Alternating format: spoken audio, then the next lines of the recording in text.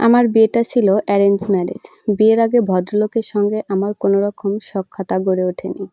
সম্পূর্ণ অজ্ঞাত একটি মানুষকে আমি কবুল বলে নিজ জীবনে অংশ করে নিয়েছিলাম। জীবনের বদলাটাও হয়তো সেখান থেকেই। আমি সাদামাটা মধ্যবিত্ত পরিবারের অনুগত একটি মেয়ে।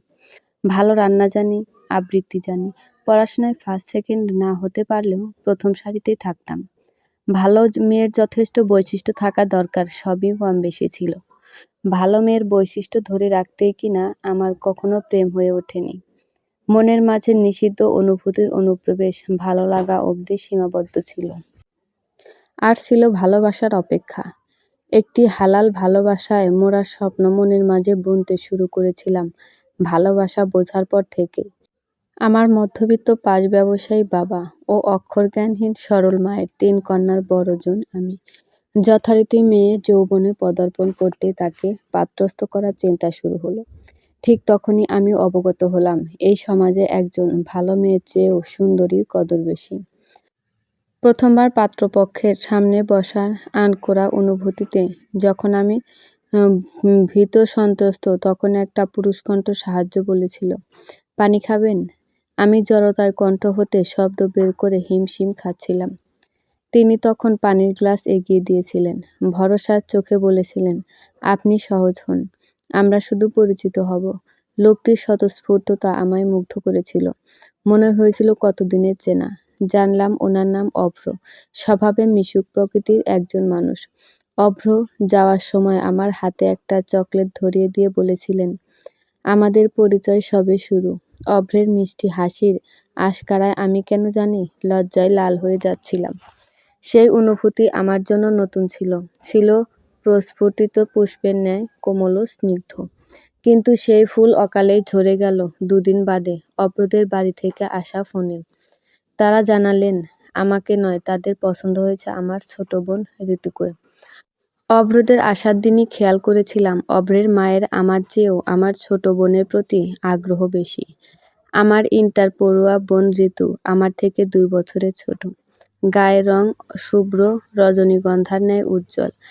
কৈশোরের কোমলতায় তার মুখশ্রীতে অপার্থিক মুগ্ধতা। অন্যদিকে আমাকে গায়ের রং চাপা।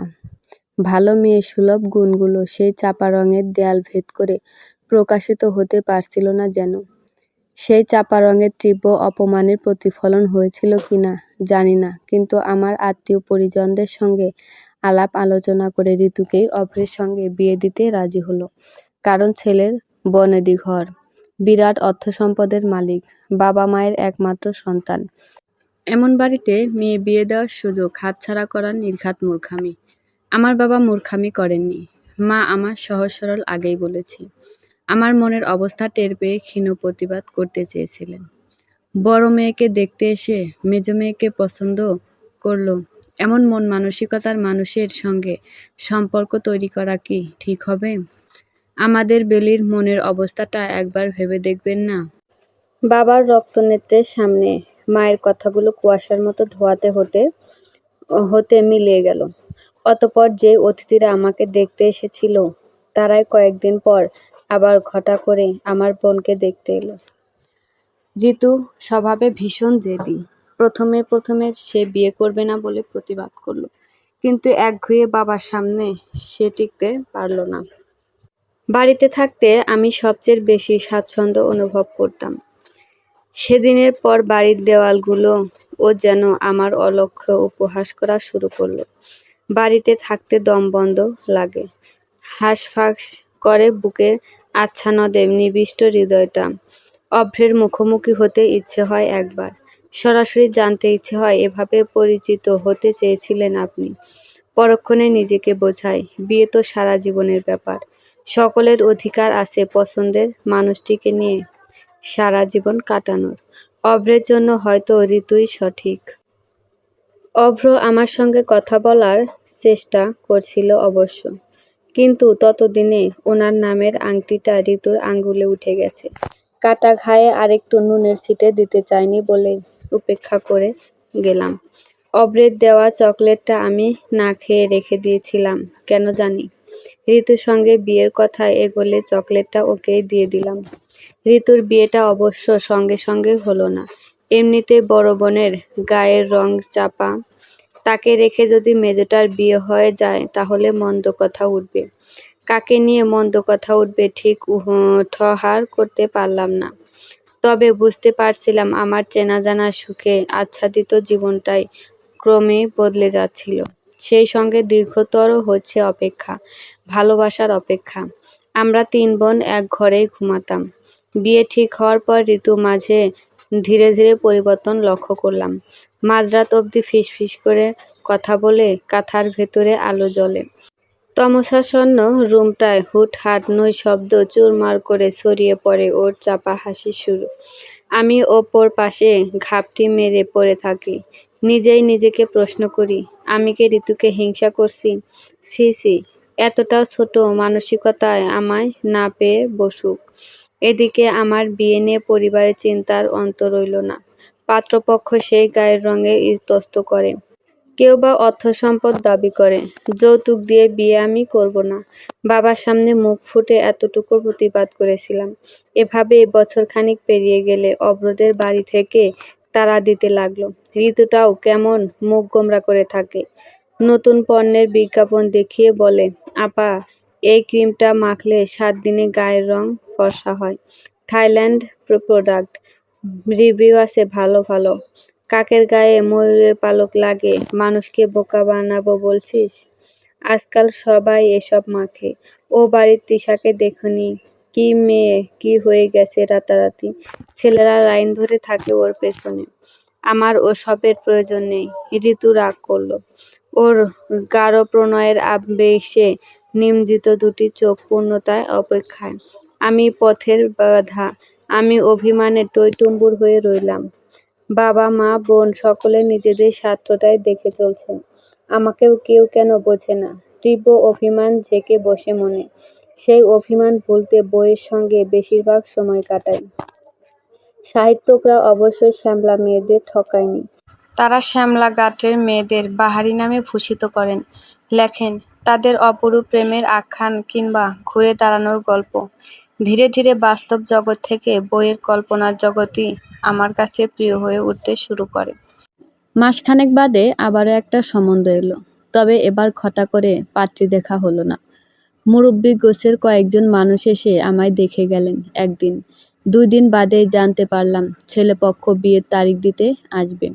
বাবা মা আকাশের চাঁদ হাতে পেলেন। বাড়িতে খুশির জোয়ার বয়ে গেল। আমি চুপচাপ। পাত্রের ছবি দেখার ইচ্ছেও হলো না। শুধু জানলাম ভদ্রলোকের নাম আসিফ, পেশায় ব্যাংকার। অসুস্থ মাকে দেখাশোনা করতেই অত তাড়াহুড়োর বিয়ে। কোনো দাবি দেওয়া নেই তাদের। শুনে বিশেষ কিছুই বললাম না। বাবাও আমার মতামত নিয়ে মাথা ঘামালেন না। পরের শুক্রবারই বিয়ের দিন ঠিক হলো। মাঝে একদিন ভদ্রলোক আমায় ফোন করলেন। স্পিকারে ভেসে আসা গুরুগম্ভীর স্বর কি যেন একটা ছিল। আমি এলোমেলো হয়েছিলাম। তিনি জানতে চাইলেন, আপনি দেনমোহরে কী চান? বই আর শুধুই বই? তিনি মেনে নিলেন।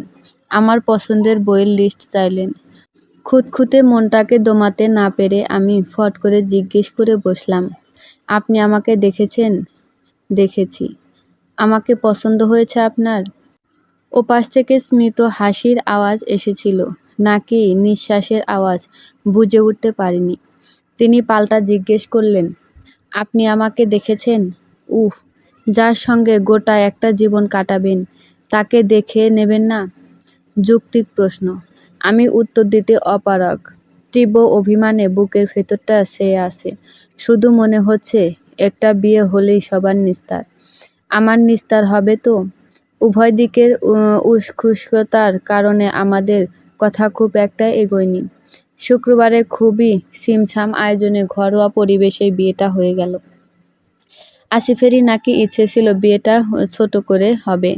চাচিরা ফিসফিসিয়ে বলতে লাগলেন, পাত্রের কোনো দোষ বা ত্রুটি আছে কিনা, না হলে এমন চুপচাপ বিয়ে সারা কেন? আমি নীরব প্রস্তরখণ্ডের মতো সবই শুনলাম। কবুল বলার পর পাশাপাশি বসানো হলো। প্রথম দেখলাম ওনাকে। বুকের ভেতরে হুট করেই একরাশ দমকা হাওয়া বয়ে গেল। মনের মাঝে উকি দিল শুল্কা। আমার সুদীর্ঘ ভালোবাসার অপেক্ষা কি শেষ হবে এবার? চৈত্র মাসের গা জ্বালানো রোদের পর একটি ঝুমঝুম বাদল দিন। পরিবেশটা আর্দ্রতার শীতল মমতায় মোহাচ্ছন্ন। বৃষ্টির ছোঁয়া উড়ে আসা বাতাসে প্রশান্তি খেলে গেল চারিদিকে। যেন বহু প্রতীক্ষার পর ভুবুক্ষণ বন ভূমি ধুলো মাখা প্রান্তর ও প্রান্তরের প্রাণীরা সজীবতা ফিরে পেল। নিজেকেও আমার সেই চাতক প্রান্তর মনে হলো। ধুলোর পাহাড় উড়িয়ে এক পলসা বৃষ্টি আমার স্বস্তিকে নতুন ঢেউ তুলে গেল। মা বলেছিলেন আমার জন্ম হয়েছিল এক তুমুল ঝড়ের রাতে। প্রসব বেদনার্ত মাকে হসপিটালে নিতে গিয়ে সেই দিকেই ছুটাছুটি। বজ্রপাত, এলোমেলো বাতাসে ঝাপটা ও ভারী বর্ষণের তেড়ে রাস্তায় কোনো গাড়ি পাওয়া যাচ্ছিল না। বাবা সেই ঝড়ের মাঝে নিজেই ভ্যান চালিয়ে মাকে সদরে নিয়ে গিয়েছিলেন। অন্ধকার কিংবা প্রকৃতির রোষান্বিগ্ন মূর্তি ওনাদের একটুও ভীত করেনি। বরং ভীত ছিলেন নতুন প্রাণের সুস্থভাবে আগমনের জন্য। শুনেছি আমাকে প্রথম কোলে নিয়ে বাবার কেঁদে ফেলার গল্প। সময়ের সাথে ক্রমশ রোগী হয়ে ওঠা বাবা অবশ্য সেই কথা শুনতে এখন বিব্রত বোধ করেন। আমাকে বিদায় দেওয়ার বেলায় সকালে রান্নার মাঝে বাবাকে সেই রকম বিব্রত মুখে দাঁড়িয়ে থাকতে দেখেছিলাম। অভিমান নিয়েও ভেজা চোখে তাকিয়েছিলাম তিনি আসবেন। বিদায় বেলায় একবার হলেও আমার মাথায় হাত রাখবেন। কে জানে, হয়তো চোখে চোখ মেলাতে না পেরেই আসেনি। সকলের ওপর এক আকাশ অভিমান নিয়েই শ্বশুরবাড়ি এসেছিলাম আমি। প্রথম রাতে আসিফ আমার কাছে ছোট একটা আবদার করে বলেছিলেন, মা বিছানায় পড়ার পর থেকেই এই সংসারে বিষণ্ণতার গন্ধ ঘুরে বেড়ায়। আগলে রাখার জন্য একজন মমতাময়ীর প্রয়োজন ছিল। আমার মা আপনার ছবি দেখেই বলেছিলেন, আপনার দু চোখে মমতা আছে। আপনি কি পারবেন সেই মমতার সুবাসে বিষণ্ণতার গন্ধ দূর করতে? মমতার সুবাস কথাটা একটু ভারী মনে হয়েছিল আমার। পরে বুঝলাম মায়ের গায়ের গন্ধকে তো মমতার সুবাসই বলে। পারবো কিনা বুঝেও আমি সম্মতিহেতের মতো সায় দিয়ে বলেছিলাম, সংসার তো সন্তানেরই মতো, আর সন্তানকে মমতা দেওয়া অনিবার্য। আমি সর্বাত্মক চেষ্টা করে যাব। জড়তার ফলে একটা বাক্য বিড়বিড় করেছিলাম, যদি আপনি পাশে থাকেন। অ্যারেঞ্জ ম্যারেজ ও একে অপরের সম্বন্ধে বিশেষ না জানার দরুন এবং উনার স্বভাবসুলভ গাম্ভীর্য দেখে প্রথম ওনাকে আমি অকারণেই ভয় পেতাম। ফলে সম্পর্কটা সহজ হয়ে যেন হচ্ছিল না। অস্বস্তিতে জড়িয়েছিলাম। ভালোবাসার ভ্রমর উকি দিয়েও ঠাঁই নেওয়ার জায়গা পাচ্ছিল না দুজনের মাঝে। বার্ধক্যজনিত রোগে বিছানায় শায়িত শাশুড়ি টের পেলেন বিষয়টা। আমার হাত ধরে আফসোস করে বললেন, বুঝছো বউ, ছেলে আমার শান্তশিষ্ট হলেও হাসিখুশি ছিল খুব। ছোট বয়সে বাবা মারার পরে সংসারের দায়িত্ব সামলাতেই দুইখান ভাই বোন স্বাবলম্বী বানাইতে গিয়া হাসিটাই হারাইয়া ফেলছে। তুমি ওরে কোনোদিন কষ্ট দিও না মাগো। ওর সুখটা বাইরে বিলাইতে জানে, কিন্তু দুঃখ, মন খারাপ, অভিমান মনে মনেই রাখে, জানতেও দেয় না। তীব্রভাবে টের পাচ্ছিলাম অহেতুক ভয়, লজ্জা কিংবা জড়তা কাটাতে হবে। যে কোনো একজনকে এই দ্বিধার দেওয়াল ভাঙতে হবে। ওনার সান্নিধ্য, যত্নে, দায়িত্বশীলতায় প্রতিনিয়ত বুঝতে পারছিলাম আমি প্রেমে পড়েছি। তীব্র ভালোবাসার তেষ্টা নিয়ে যার অপেক্ষা করেছিলাম আসিফই সে। তবুও হীনমন্যতায় ভোগে মনে একটা খসখসানি হতো। উনার তীব্র ভালোবাসার মানুষটা আমি হতে পারবো তো? খোলা জানালার পাশে দাঁড়িয়ে সেসব ভেবে ভেবে কখন যে বৃষ্টির ছাটে ঘর ভিজিয়ে ফেলেছি টেরই পাইনি। বেলি, জানালাটা আটকে দিন, ঘর ভিজে যাচ্ছে। স্লিপ কেটে পা ভেঙে বসবেন পরে। চমকে পিছু ফিরলাম। সেই প্রথম দিনের মতো আজও ওনার কণ্ঠস্বরে আনন্দিত হই আমি। ফলস্বরূপ হড়বড়িয়ে কোনো না কোনো কাণ্ড বাঁধিয়ে ফেলি। বলা বাহুল্য, এই মুহূর্তেও ভদ্রলোকের কথা সত্যি করে দিয়ে সঙ্গে সঙ্গে পা পিছলে গেল।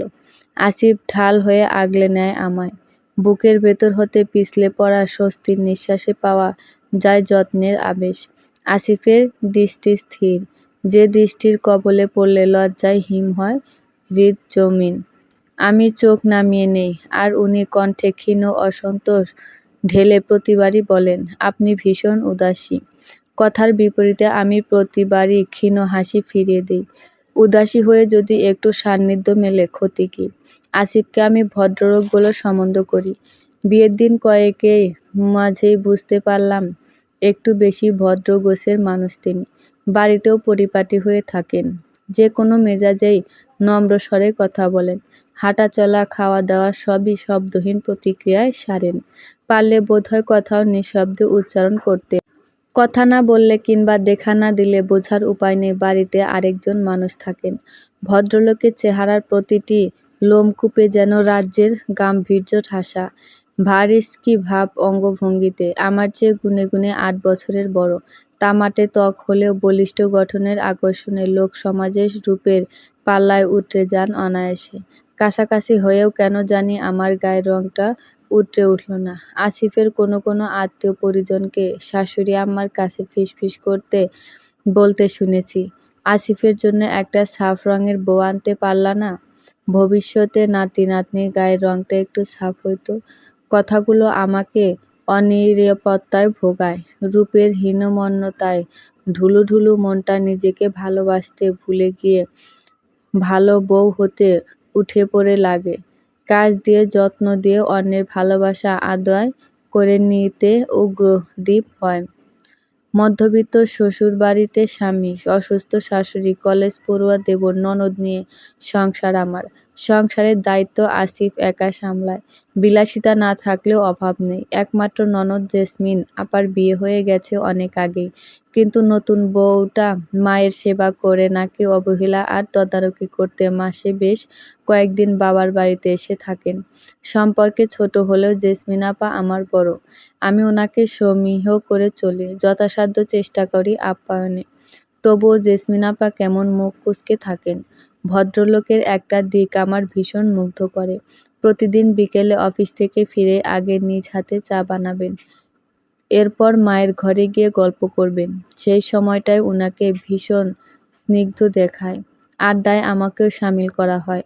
উনার হাতের চায়ের লোভে, গ্রোগাসে কথা গেলার লোভে আমি রোজ সন্ধ্যায় অপেক্ষা করি। কোনো বই পড়ে ভালো বা মন্দ লাগলে ওনার সঙ্গে সেই বিষয়টা নিয়ে আলাপ করি। কিন্তু সমস্যা হলো ওনার অনুভূতির প্রকাশ বেশ শক্ত। আমার কথায় বিরক্ত হন কিনা তাও বুঝে উঠতে পারি না। হাসিটা যেন কজাতীত উকি দেয়। একদিন বিরক্ত হয়ে কবিতা আবৃত্তি করার ভান করে বলেই বসলাম, রাম গরুদের ছানা, হাসতে তাদের মানা। সঙ্গে সঙ্গে প্রত্যুত্তর পেয়েছিলাম, হাসি অনেকটা ছোঁয়াচে রোগ। একজন হাসলে পাশের জনের মাঝেও ছড়িয়ে যায়। না ছড়ালেও সেই জন্য দেখিয়ে হাসতে হয়। কাজেই আপনি হাসিখুশি না থাকলে আমি সৌজন্য কী করে দেখাই বলুন? এর মাঝে ঋতুর বিয়েটা হয়ে গেল। আমি ভেবেছিলাম যাব না। আসিফ সবই জানতেন। তিনি আমার ওপর বিরক্ত হয়ে বললেন, তুমি তো কোনো দোষ করনি, তাহলে তাদের লজ্জার দায় তোমার কেন? বেলি, তুমি নিজেকে অসহায় ভাবাটা বন্ধ করো। তাহলে দেখবে তোমার জীবনটা অনেক সহজ হয়ে গেছে। তোমার অসহায়ত্ব কিন্তু অর্ধাঙ্গ হিসেবে আমারও ওপরও বর্তায়। আমাদের আপনি আজ্ঞেটা সে যাত্রায় তুমিতে নেমে এলো। আমি গেলাম ঋতুর বিয়েতে। মেরুদণ্ড সোজা রেখে হাসিখুশি থেকেই বিয়ের কাজে হাত লাগালাম। অভদ্রদের পরিবার। আমার বাবা মা কেউ আমার চোখের দিকে তাকাতে পারেনি। দিনের পর দিন আসিফের ওপর আমার মুগ্ধতা বেড়েই চলছিল। সেই সঙ্গে ধীরে ধীরে ভাবনার বদলাটাও আসছিল। কিন্তু আসিফ, উনি কি আমার ওপর মুগ্ধ হচ্ছে? আমি উনাকে বুঝেও বুঝতে পারি না। শুনেছি পেটের মধ্যে দিয়ে পুরুষ মানুষের মনের রাস্তা পাওয়া যায়। সেই চেষ্টায় নিজের হাতে সব রান্না করতাম আসিফের পছন্দ মতো। এক ছুটির দিনে দুপুরবেলা তার পছন্দের রান্নাবান্না করে বেশ দুর্বল হয়ে পড়লাম। ইদানীং শরীরটা দুর্বল লাগে। আসিফ ব্যতিব্যস্ত হয়ে আমার বিশ্রাম নিতে বলল। নিজে বসে থাকলো আমার পাশে। ফলে সেদিন সকলে খাওয়ার পর আমরা দুজনে খেতে বসেছি। ইলিশ মাছের 2টো পিস অবশিষ্ট ছিল।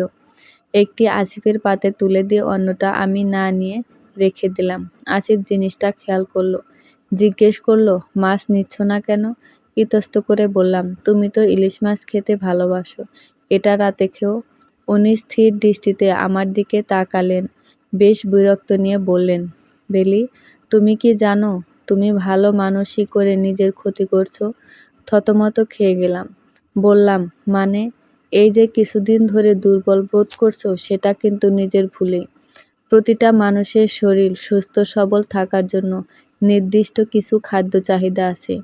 তুমি অন্যকে ভালোবাসা দেখাতে গিয়ে, অন্যের যত্ন নিতে গিয়ে নিজের ভাগের মাছটা উপরি হিসেবে দিয়ে দিচ্ছ। নিজের শরীরকে আমিষের চাহিদা থেকে বঞ্চিত করছো। শরীর কিন্তু মমতা বোঝে না, কাজেই ঘাটতির প্রভাব আজ হয়তো কাল প্রকট হবেই। এর বড় উদাহরণ তোমার সামনেই উপস্থিত। আমি প্রশ্নবোধক চাহনি দিলাম। উনি আবার বলতে লাগলেন, আমার মাকে দেখছো তো? এই মানুষটা সারা জীবন নিজের পাতের মাছ, ডিম, মাংস আদর করে আমাদের জন্য তুলে রাখতেন। খাবারে কম পড়লে নিজে একবেলা কম খেতেন, তবুও আমাদের পেট ভরা চাই চাই বলতেন। আমরা খেলেই নাকি মায়ের খাওয়া হয়ে যায়। আমাদের তৃপ্তিতেই ওনার তৃপ্তি। সেই তৃপ্তির ফল কিন্তু এই বয়সে এসে হাড়ে হাড়ে পাচ্ছেন। কি এমন বুড়ো হয়েছে মা, অথচ বিছানা থেকে উঠতে পারে না। রোগ প্রতিরোধ ক্ষমতা দেহে একদমই নেই। 3 বেলা মুঠো ভরে মেডিসিন নিচ্ছেন। ছেলে বউদের সঙ্গে বসে ভালো মন্দ খেতে পারেন না। হজম শক্তি একেবারে দুর্বল। শরীরের নিত্য প্রয়োজনীয় পুষ্টি মমতার মতো অন্যকে বিলিয়ে নিজে পেয়েছেন দুর্বলতা, অবসাদ, রোগবালাই। এখন আফসোস করা ছাড়া কিছুই করার নেই। ভালোবাসা শুধু নিজের জিনিস অন্যকে দেওয়ার মাঝেই থাকে না। আরও অনেকভাবে ভালোবাসা দেখানো যায়। তুমি যদি নিজেই ভালো না থাকো, তাহলে আমাদের যত্ন করবে কি করে? আমাদের ভালোবাসতে হলে তোমার নিজেকে সুস্থ সবল রাখা উচিত। আমি মুগ্ধ হয়ে তাকিয়ে রইলাম। উনি নিজের মাছের পিসটাকে মাঝখান থেকে ভেঙে আমার পাতে দিতে দিতে বললেন, তোমার স্বামীর সামর্থ্য না থাকলেও একটা পিস প্রয়োজনে দুজনে ভাগ করে খাবো। এতে আমার কিছু কম পড়ল না। তুমিও আহামরি বেশি খেয়ে ফেললে না, বরং শেয়ার করলে কেয়ার বাড়ে। এটাও কি ভালোবাসার অংশ হতে পারে না? পারে। নিজেকে ভালোবাসো বুঝলে তোমার অযত্ন কিন্তু ঘুরে ফিরে আমার ভবিষ্যতের জন্য ক্ষতিকর। সেটা আমি মোটেও সহ্য করব না। কথাটা বলতে গিয়ে লোকটার ঠোঁটের কোণে একটা চোরা দুষ্ট হাসি উকি দিল। আমার কান গাল গরম হয়ে উঠল। প্রত্যুত্তরে কিছুই বলতে পারলাম না, কিন্তু কথাগুলো আমায় নতুন করে ভাবালো। আসিফের দিন দিন ব্যস্ততা বেড়ে চলছে। এদিকে আমি সময়ের সঙ্গে মানুষটার প্রতি আসক্ত হয়ে পড়ছি। সারাটা দিন কাছে পিঠে থাকতে ইচ্ছে করে। অফিসে গেলে কাজের মাঝে একটা ফোন কল পেতে মরিয়া হয়ে থাকি দিনভর। আজ উনি একবারও ফোন করল না। নিজেকে বোঝালাম ভীষণ ব্যস্ত মানুষ। এরপরও অবাধ্য অভিমান ভিড় করে চোখের কোটরে। বিকেলে উনি বাড়ি ফিরতেই মুখ গোমড়া করে রাখলাম। জিজ্ঞেস করল, মুড অফ? আমার আবৃত্তি করার গুণটা এক্ষেত্রে মোক্ষম অস্ত্র। উদাসী হয়ে সুর দিয়ে বললাম, আষাঢ়ি মেঘ একলা ভীষণ বর্ষণ বুঝি নামে চোখের ধারে। তবে আজ বৃষ্টিবিলাস হোক তোমার এই চোখের কিনারে। সর্বদা ভেবে এসেছি আমি ভীষণ ধীর স্থির স্বভাবের একজন মেয়ে। এ নিয়ে কিঞ্চিত গর্ব ছিল। বিয়ের পর সেই গর্ব আমার চূর্ণ হয়ে গেল। নিজেকে প্রতিনিয়ত আবিষ্কার করতে লাগলাম। অধৈর্য এবং অস্থির রূপে আমার এহেন দুর্বলতার জন্য দায়ী আসিফ।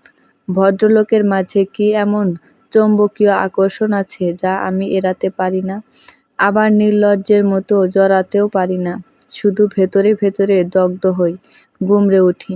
আসক্তি যে কতটা ভয়ঙ্কর তা হাড়ে হাড়ে টের পাচ্ছিলাম। আসিফ আমায় এড়িয়ে যায় বিষয়টা তেমন নয়। মাঝে মাঝে টের পাই ও দুটি শীতল চোখ আমার খুঁজে অস্থির হয়, সান্নিধ্য পেতে মরিয়া হয়, কিন্তু স্বল্পভাষী স্বভাব তা মোটেও প্রকাশ করতে দেয় না।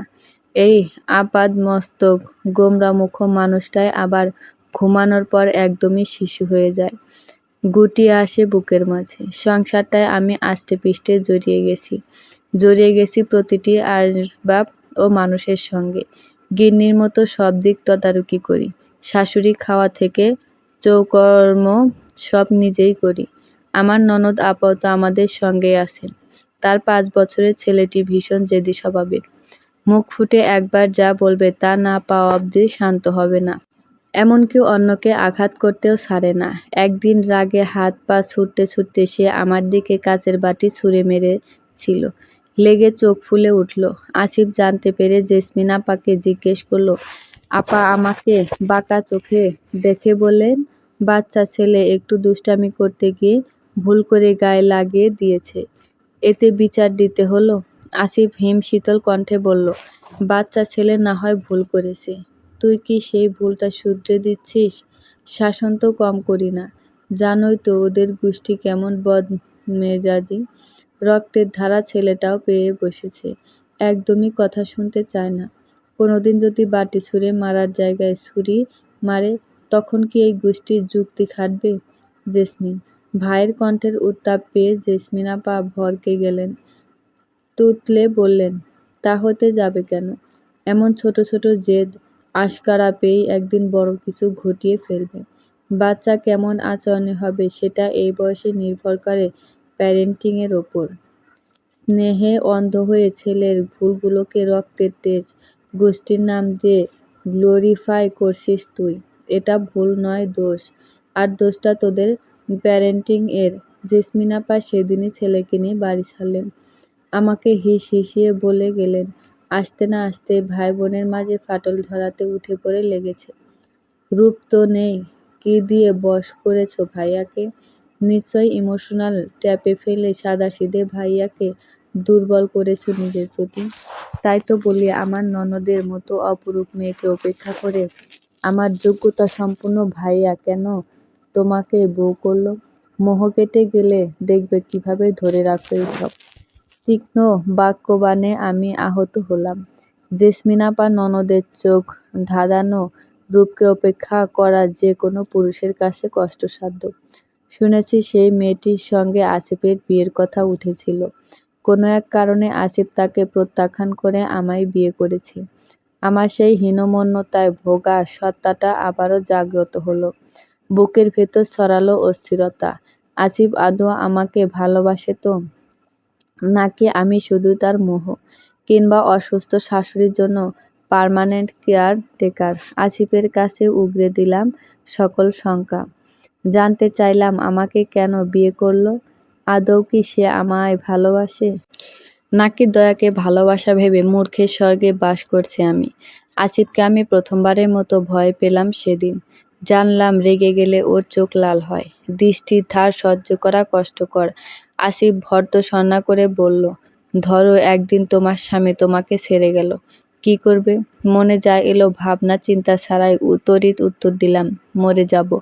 আসিফ দূরত্ব মেটালো, ঘনিষ্ঠ হয়ে দাঁড়িয়ে শক্ত হাতে চেপে ধরল আমার চোয়াল। আক্রোশে উচ্চারণ করল, অবলা নারী। ভালোবাসা ভালো, তবে অন্ধ ভালোবাসা ভয়ঙ্কর। স্বামী ছেড়ে চলে যাবে আর তুমি সেই মানুষটার জন্য প্রাণ দিয়ে দেবে। নিজের প্রতি সামান্যতম ভালোবাসা, আত্মমর্যাদা নেই? প্রাণটায় এতটাই ঠুনকো? আমি বিভ্রান্তি নিয়ে তাকাই। ভাবনার অধঃপতনে নত হয় নেত্র। আসিফ আবার বলল, বেলি, নিজেকে ভালোবাসতে শেখো। অন্যের ভালোবাসা তুমি কখনো অনুভব করতে পারবে না যখন নিজেই নিজেকে ভালোবাসতে পারবে। হীনমন্যতায় ভুগে অন্যের মন রাখার চেষ্টা করে তুমি কোনোদিন সুখী হতে পারবে না। আমি দূরে না গেলেও তোমার এই মন মানসিকতা তোমায় ধীরে ধীরে মেরে ফেলবে। তুমি আজ আমায় পুরোপুরি হতাশ করলে। একরাশ হতাশা নিয়ে ও চলে গেল। এরপরের সময়গুলো আমার জন্য দুর্বিষহ ছিল। ভাবনার দরজায় সজোরে আঘাত লেগেছিল কিনা, সারা জীবন ভালো মেয়ে হয়ে থাকার চেষ্টায়, অন্যকে খুশি রাখার চেষ্টায় আমি কখন যে নিজেকে ভালোবাসতে ভুলে গেছি খেয়ালই করিনি। আমার পরিবার নির্ভরশীল মনোভাব এবং নিজেকে দুর্বল ভাবাই হয়তো এর জন্য সবচেয়ে বেশি দায়ী ছিল। নিজে প্রকৃত সত্তাকে আবিষ্কার করলাম অসহায় রূপে, যে কিনা আমারই ভালোবাসার অভাবে জীর্ণতায় ভুগছে বছরের পর বছর। এরপরের দুটো দিন আসিফ কথা বলল না আমার সাথে, দূরে দূরে থাকলো। তার অনুপস্থিতি ৪৮ ঘন্টার প্রতিটা মুহূর্ত আমায় স্মরণ করিয়ে দিচ্ছিল মানুষটা মুখ ফুটে না বলে আমায় কতটা ভালোবাসা দিয়েছে, কতটা যত্ন নিয়েছে। আর আমি কিনা সেই ভালোবাসার সন্দেহ প্রকাশ করছি। যে আমার আলো দেখালো তাকে আমি দুঃখ দিলাম, মরমে মরে যাচ্ছিলাম প্রতিটা মুহূর্ত। দূরত্বের ভার বইতে না পেরে ছুটে গেলাম ওর কাছে। কান্নাকাটি করে ভিজিয়ে দিলাম বুক। পাষাণ নরম হলো। আমার আগলে নিয়ে জানালা সেই সুখকর শব্দ যা আমার সকল দ্বিধা, জড়তা, হীনমন্যতা এক নিমিষে দূর করে দিল। জানো বেলি, আমার জীবনে দেখা সবচেয়ে সুন্দর মানুষটা আমার মা। গাত্রবর্ণ হিসেবে তিনি শ্যামলা হলেও আমার কাছে ভুবন মোহিনী। মাকে সব সময় বলতাম, আমার এমন কাউকে চাই যার মাঝে আমার মায়ের ছায়া থাকবে। মায়ের মমতো মমতা তার দুচোখে ভাসবে। মেয়েরা যেমন স্বামীর মাঝে বাবার ছায়া খোঁজে, ঠিক তেমন। তোমাকে দেখে আমি চমকেছিলাম। ওই দুটি চোখের নমনীয়তা, শ্যামলা ত্বকের লতানো কোমলতা আমাকে থমকে দিয়েছিল। দ্বিতীয়বার ভাবিনি। মাকে বলেছিলাম, এ মেয়েটিই বোধহয় সে যার জন্য আমার মায়াকাতর সংসারটা অপেক্ষা করছে। ওকে আমার চাই চাই। এরপর আর কোনো জড়তা ছিল না দুটি প্রাণের মাঝে। আমি এক পা এগোলে বিনিময়ে ও দু পা এগিয়েছে। সে রাতে আমার সর্বাঙ্গে যেন ভোরের পবিত্র শিশির ছুঁয়ে গেছিল। নিজেকে ভালোবেসে ওর প্রতি ভালোবাসা দ্বিগুণ হয়েছিল। মাসখানেক বাদে হুট করেই ঋতু আমার শ্বশুর বাড়িতে এসে হাজির। আমাকে জড়িয়ে ধরে বিস্তর কান্নাকাটি জুড়ে দিয়েছে। জানতে পারলাম শ্বশুর বাড়িতে অশান্তি হচ্ছে। শাশুড়ি হাজারটা আদেশ নির্দেশের মধ্যে রাখছে। এদিক থেকে ওদিক হলে বাঁকা চোখে তাকাচ্ছেন। এদিকে খোলা আকাশের মুক্ত বিহঙ্গটা সংসারের জটিলতায় পড়ে হাঁসফাঁস করছে। ঋতু বাবার বাড়িতে ভীষণ যত্ন ও স্বাধীনতায় বড় হয়েছে। জল গড়িয়ে পর্যন্ত খায়নি। কৌশলের রঙিন ও নির্ভর মনকে বাস্তবতার রুক্ষতা স্পর্শ করেনি কখনো। সেই নির্ভরতার মনটা বিয়ের পর সংসারের দায়িত্ব, কর্তব্য ও বাস্তবতার মাঝে পড়ে দিশেহারা অনুভব করছে। এক সময় প্রণয় প্রগাঢ়তায় উজ্জ্বল মুখখানা কেমন ফিকে দেখায়। অভ্রও তাকে বুঝতে চায় না, শাসন করে। জেদি ঋতুও দেখা যায় পাল্টা উত্তর দিয়ে দেয়। জটাজটি লেগে যায় তর্ক। গতকাল সেই তর্ক চরমে পৌঁছালে ঋতু রাগ করে বাবার বাড়িতে গিয়েছিল। মাও ওর দোষ ধরে জামাইয়ের পক্ষ টেনে শ্বশুর বাড়ি ফিরতে বললেন। রাগে দুঃখে অসহায়তায় মেয়েটা ঘুরে ফিরে আমার কাছে এসেছে। সেই সূত্রে আজ প্রথমবারের মতো অভ্রের ফোন এলো আমার কাছে। হ্যালো, বেলি বলছেন? জি, আপনি নিশ্চয় অভ্র। অপর পাশে মৌনতায় অস্বস্তির বিস্তার হতেই নিশ্চিত হলাম অভ্রই ফোন করেছে। কথা বলতেও আমার ইতস্ত লাগছিল। সঙ্গে সঙ্গে আসিফের বলা কথাটা মনে পড়ল। আমি কোনো ভুল করিনি। কাজেই অন্যের সংকোচের দায় আমার নয়। গলা ঝেড়ে বললাম, আপনি চিন্তা করবেন না অভ্র ভাই, ঋতু আমার কাছেই আছে। অভ্র একটু সময় চুপ থেকে অভিযোগের সুরে বলতে লাগলেন, আপনার বোনটাকে একটু বোঝান। বাচ্চাদের মতো জেদ ধরে থাকে সব কিছুতেই। সংসারের সব দায় দায়িত্ব বলে বলে করাতে হয়। সামান্যতম ম্যাচুরিটি নেই, রেসপন্সিবিলিটি নেই। বিয়ের আগে তো জানতেন আপনি একজন কিশোরীকে বিয়ে করেছেন। একটা বছর তার সঙ্গে প্রণয়ের সম্পর্কও রেখেছেন।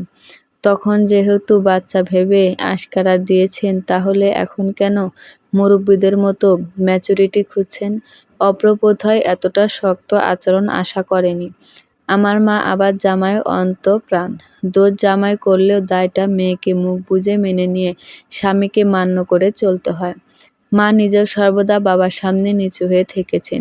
তাই ঋতু সদ্য গড়ে ওঠা সংসারের জটিলতায় মা একই ফর্মুলা খাটাতে চেয়ে নিজের মেয়েকেই মানিয়ে নিতে জোর দিচ্ছিলেন।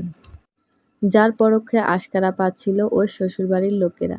অভ্র বললেন, সময়ের সঙ্গে তো মানুষের ম্যাচুরিটি গ্রো করে। সিচুয়েশন বুঝে আচরণ করতে হয়। ঋতুর মাঝে সেসবের বালাই নেই। সময়ের সঙ্গে ম্যাচুরিটি আসবে, কিন্তু প্রশ্নটা হলো, আপনি কি ওকে সময়টা দিচ্ছেন? উপযোগী পরিবেশ বা ভরসা দিচ্ছেন? বিয়ের আগে প্রেমের আলাপ করতে যেভাবে সময় দিয়েছেন, বিয়ের পর সংসারী আলাপে কি একই সময় ব্যয় করছেন? বলতে বলতে হঠাৎ রেগে গেলাম আমি। মনে জমে থাকা ক্ষোভের কীটগুলো যেন শেকল ভেদে বেরিয়ে আসতে চাইছে। জানতাম অভ্র উত্তর দিতে বাধ্য। আজকে নিজেকে নিবারিত করলাম না। বললাম, আপনারা রেডিমেড জামা পরে, রেডিমেড খাবার খেয়ে এতটাই অভ্যস্ত হয়ে গেছেন যে এখন রেডিমেড বইয়ের মাঝেও নিজেদের চাহিদামতো সব গুণ উপস্থিত চান, অথচ বিয়ের আগে মেয়ের রূপ দেখে এতই মুগ্ধ ছিলেন যে বাকি সব তুচ্ছ ছিল।